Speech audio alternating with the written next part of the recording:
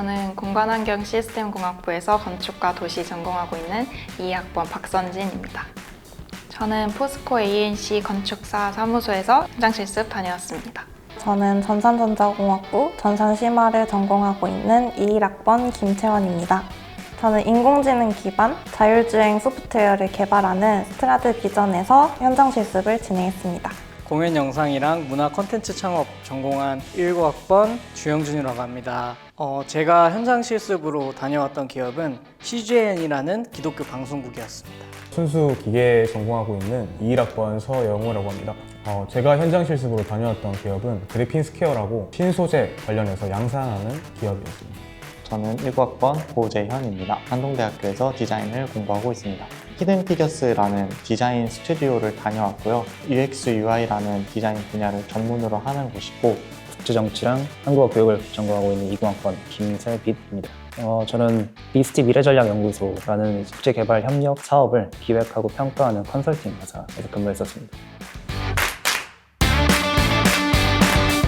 저는 포스코 ANC라는 기업을 알게 된 계기는 작년 여름에도 현장 실습을 다녀왔는데 그 당시에 설계와 관련된 기업들을 찾아보다가 알게 되었고요. 다양한 역량을 쌓아보고자 지원하게 되었습니다. 많은 현장 실습 기업 리스트들이 있었는데 그 중에서 저는 제 캡스톤 분야랑 조금 관련 있는 걸로 하고 싶어서 해당 기업에 지원을 하게 되었습니다. 저는 이제 뭔가 방송국에 가고 싶다라는 생각을 엄청 많이 했고요. 찾아보던 와중에 그 CGN이라는 기업이 있다는 걸 알게 되었고, 기독교 기반으로 콘텐츠를 만들고 영상을 만드는 그 방송국이라고 해서 이렇게 지원을 하게 되었습니다. 저는 현장 실습 지원센터라고 있는데 거기서 포항에 있는 기업이 딱 눈에 들어왔는데 그게 그래핀스퀘어였고 포스텍 안에 있다 보니까 뭔가 조금 남다른 기업인가 보다 이렇게 가고 싶었습니다. 저는 교수님의 추천으로 현장 실습을 알게 되어서 지원을 하게 됐는데 방학 동안에 전공을 위한 어떤 지식들 그리고 제가 UX, UI라는 새로운 분야에 대한 경험이 아예 없었는데 그러한 경험을 한번 쌓고자 도전해 보게 되었던 것 같습니다. 사실 현장 실습 제도에 대해서 잘 모르고 있다가 교수님 추천해 주셔서 사실 이 현장 실습 제도가 일종의 사회생활 체험판이라는 생각이 좀 들어서 귀한 기회인 것 같아서 지원하게 되었습니다. 저 같은 경우에는 프로젝트 초반에 투입이 됐어서 관련된 사이트 분석부터 시작해서 사이트 모형을 만든다거나 건물들의 인면 작업들을 위주로 진행했습니다. 저는 딥러닝 파킹팀 소속이었어서 LPSD라는 거를 주제로 진행을 했는데 컴퓨터가 주차 슬롯을 인식하는 거를 할 수 있도록 전반적인 과정을 담당했습니다. CGN 내에서도 휴먼 네컷이라는 다큐멘터리 팀의 막내 PD로 들어갔었고요. 방송에 필요한 대본을 준비한다든지 촬영을 한다든지 방송에 들어가는 전반적인 업무를 맡아서 했던 것 같습니다. 그래핀을 이제 합성을 하고 원하는 기판 위에 전사를 시킵니다. 그러면 이제 기판이랑 그래핀 사이에 이물질이 있을 수도 있거든요. 근데 이물질을 사람이 아니라 카메라로 잡아내는 그런 모델을 만들었었고요. 여러 가지 일들을 맡았는데 가장 대표적으로는 디자인 스튜디오의 클라이언트들이 주는 그런 업무들을 수행을 했고 국제 개발 협력 쪽에서는 이제 사업을 수주하기 위한 제안서 시즌, 사업 수주한 거 바탕으로 실행하는 시즌이 있는데 저는 이제 제안서 시즌에 이제 근무하게 되어서 주로 제안서 작성을 주 업무로 맡았습니다. 저는 이제 어느 날 제가 마지막으로 퇴근을 하게 돼서 소등을 하고 가야겠다 다짐하고 불을 껐는데 창 밖에서 다 이렇게 저를 쳐다보시는 거예요. 그래서 알고 봤더니 제가 전체 불을 꺼버린 아찔한 실수를 했던 일이 있습니다. 좀 아찔했던 적이 이제 1시에 보통 점심시간이 끝나요. 1시가 지난지 몰랐던 거죠. 그래서 조용한 사무실에 제 릴스 소리만 팍 튀어올랐던 적이 있어서 하고 그냥 바로 업무를 진행했었던. 저는 캡스톤에서 제가 배웠던 것들이 실무에서 많이 사용할 수 있었던 것 같습니다. 그리고 캡스톤뿐만 아니라 OSS나 선형대 수학 같은 수업에서 들었던 내용들도 활용할 수 있어서 좋았습니다. 이 커뮤니케이션 학부 생활을 하면서 제가 했던 다양한 촬영 경험들이 방송국에 좀 도움이 되었던 것 같아요. 현장 실습을 하기 직전에 딥러닝 영상 처리라고 객체를 인식하기 위해서 라벨링을 따는 수업을 했었는데 기판을 카메라로 찍어서 그 이물질을 직접 라벨링을 해서 이물질이다 또는 기포다 구별할 수 있게 실제로 적용을 했던 것 같습니다. 전공에서 했던 과제나 발표나 보고서 같은 것도 기업에서는 제안서라는 이름의 형태로 존재를 했었던 것 같고요. 데이터를 보고 거기 안에서 유의미한 결과를 뽑아내고 그걸 글로써 논리적으로 전개해 나가는 것 자체는 동일했다고 봅니다. 그래서 실무에 나가서도 충분히 적용되었다고 생각합니다. 실제 현장에서는 시청자들이 봐야 하는 컨텐츠를 만들고 이게 수익과도 이제 연결되고 하다 보니까 조금 더 긴장감을 가지고 했던 것 같습니다. 실제 기업에서는 돈이 왔다 갔다 하거든요.